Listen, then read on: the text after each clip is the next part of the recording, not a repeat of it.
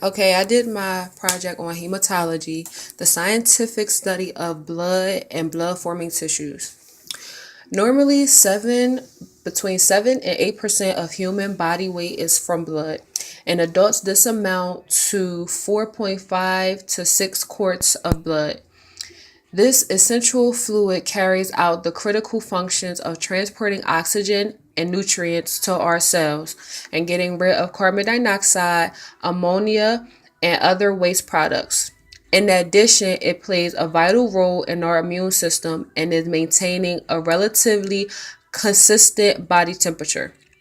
Blood is a highly specialized tissue composed of more than 4,000 different kinds of components. Four of the most important ones are the red cells, white cells, platelets, and plasma. All humans produce these blood components. There are no pollutional or regional differences. Blood formed in liver and spleen of the fetus until the third trimester. Red cells or erythrocytes are relatively large microscopic cells without nuclei. In this latter trait, they are similar to the primitive prokaryotic cells of bacteria. Red cells are normally made up of 40 to 50% of the total blood volume.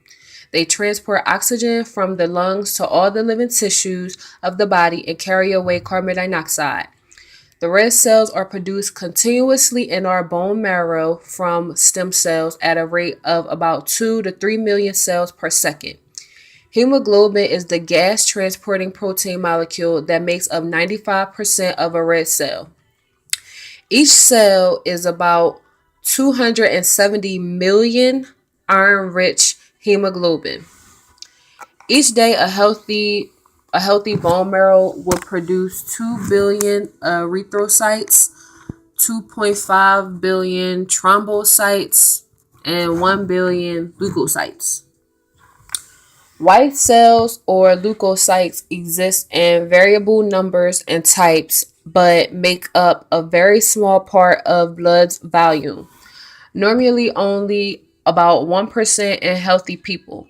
Leukocytes are not limited to blood, they occur elsewhere in the body as well, most notably in the spleen, liver, and lymph glands. Most are produced in our bone marrow from the same kind of stem cells that produce red blood cells. Others are produced in the thymus gland. Some white cells called lymphocytes are the first responders for our immune system.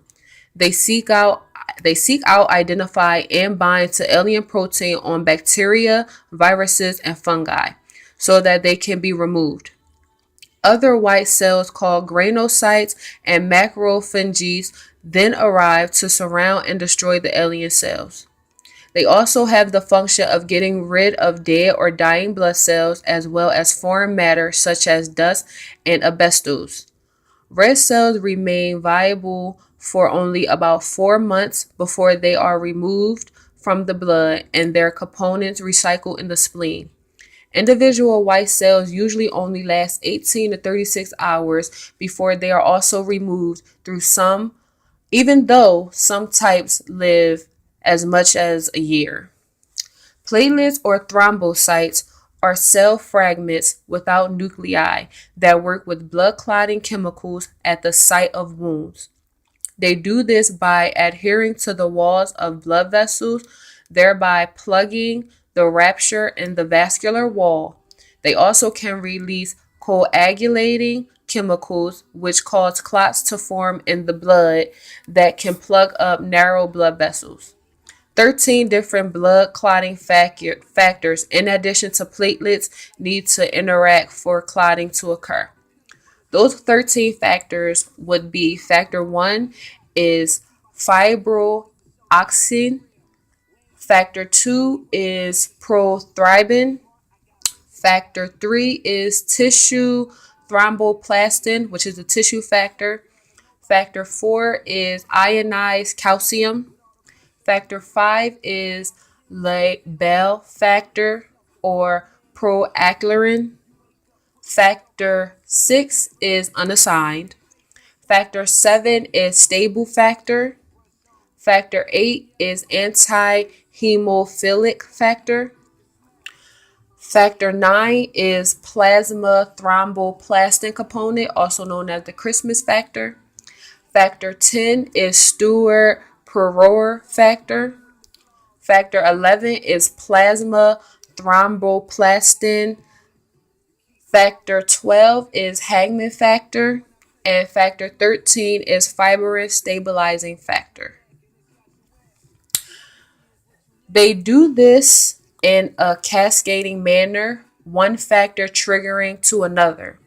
The body's internal biological clock causes the peak of platelet activation in the morning.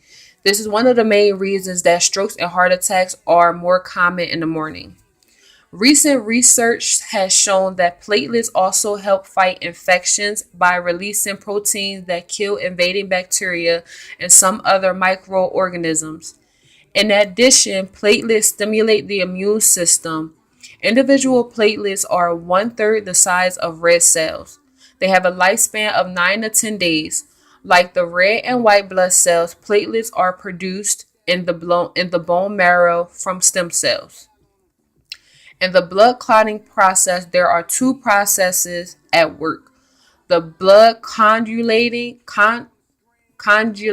factors and blood proteins play important roles in the thrombin system. I apologize. When bleeding occurs, the system starts to work and releases these chemicals into the bloodstream, where they begin creating fibrin. This chemical is very sticky and starts attaching to the area around the wound so it can begin catching the red blood cells before they have a chance to escape. Platelets become very sticky so they can cling together. They begin to attach themselves to the wall of the vein or artery where the wound appears so they can stop the bleeding.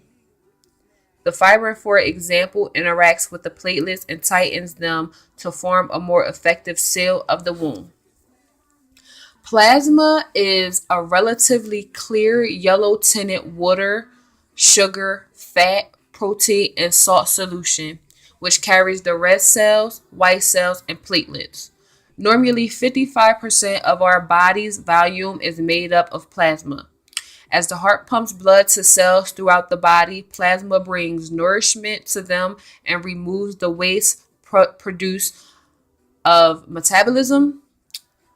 Plasma also contains blood clotting factors, sugars, lipids, vitamins, minerals, hormones, enzymes, antibodies, and other proteins.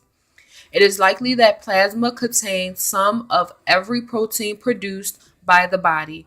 Approximately 500 have been identified in human plasma so far. The blood temperature is normally 38 degrees due to friction of blood flow. Hematology is the branch of internal medicine, physiology, pathology, clinical laboratory work, and pediatrics that is concerned with the study of blood, the blood forming organs, and the blood diseases. Hematology includes the study of etiology, diagnosis, treatment, prognosis, and prevention of blood diseases.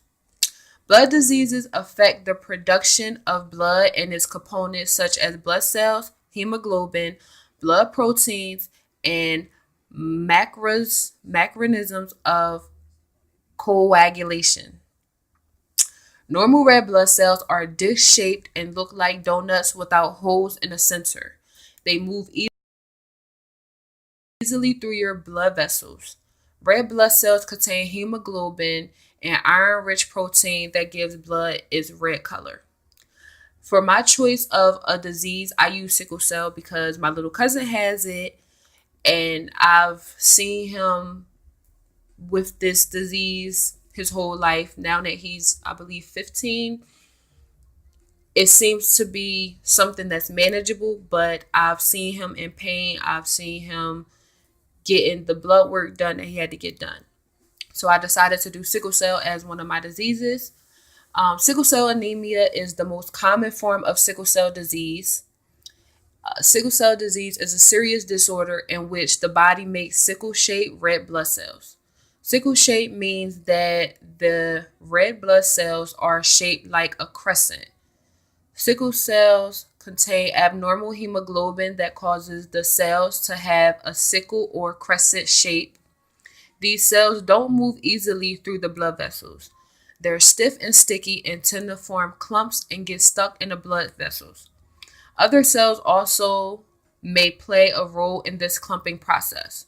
The clumps of sickle cells block blood flow in the blood vessels in the limbs and organs.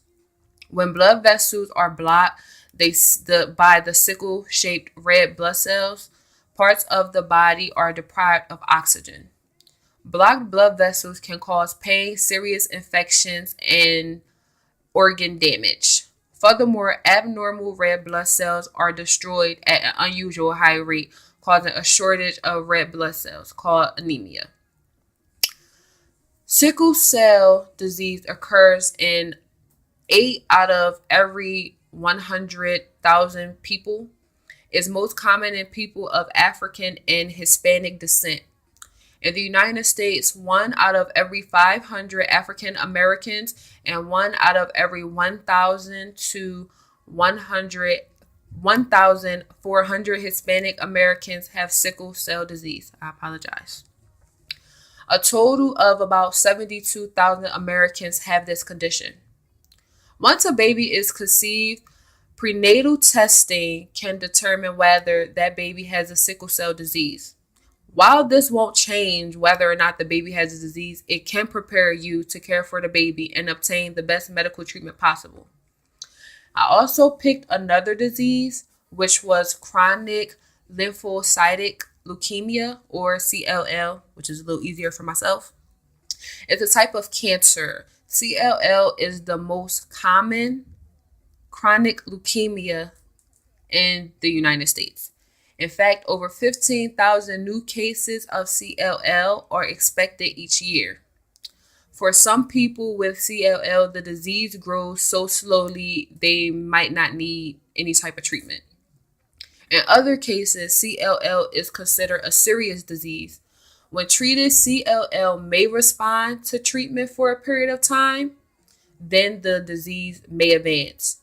In people with CLL, too many abnormal white blood cells known as lymphocytes build up in the blood, bone marrow, spleen, and lymph nodes. Over time, these cells may crowd healthy cells, resulting in fewer normal blood cells and platelets.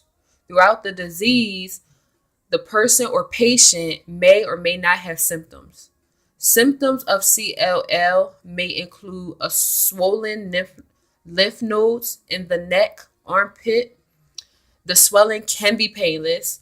They can have discomfort or a feeling of fullness in the abdomen, feeling very tired or weak, feeling short of breath, fever, night sweats or weight loss, or infections of the skin or body.